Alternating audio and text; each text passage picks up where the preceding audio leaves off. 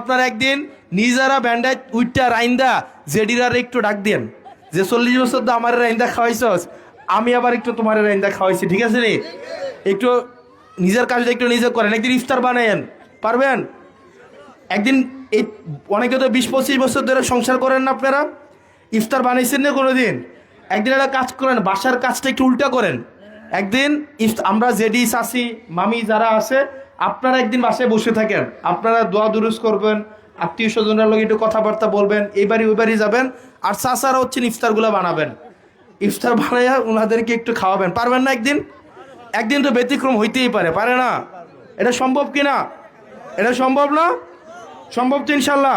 তাইলে আমরা একটা কাজ করেন, যেহেতু আপনাদের গ্রামে শহীদ ভাই আছে, মাসুম ভাই আছে, আপনারা একটা প্রোগ্রাম করেন, যে কোনো একটা ইফতার গ্রামের যত পুরুষ আছে তারা মিলে আয়োজন করবে, আর ওই দিন সব আন্টিরারে আমরা দাওয়াত দেব।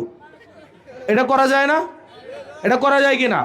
আপনারা তাইলে একটা বড় মাঠে বা মাদ্রাসায় গ্রামের যত এটার এটার পোলাপাইন আছে কারাগারে, এখানে ইয়াং পোলাপান, আপনারা এই উদ্যোগটা নেন, আপনারা একটু উদ্যোগটা নেন, বাড়ি বাড়ি চাল সংগ্রহ করে নিজের পকেট থেকে 100-500 টাকা দিয়ে আপনারা পুরুষরা ওই দিন সব কার্যক্রম করবে, নিজেরা রান্না করবেন, বাবুর্চি ভাড়া করবেন না।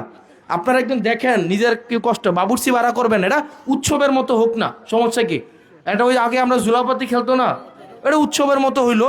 দেন ওই দিন আপনারা আন্টিদেরকে দাওয়াত দিবেন, আন্টিদেরকে দাওয়াত দিয়ে ওই দিন আপনারা খাওয়াবেন। পারবেন না আপনারা? এবার রোজা একটু এটা চেষ্টা করেন, আপনারা সুন্দর হবে কিন্তু।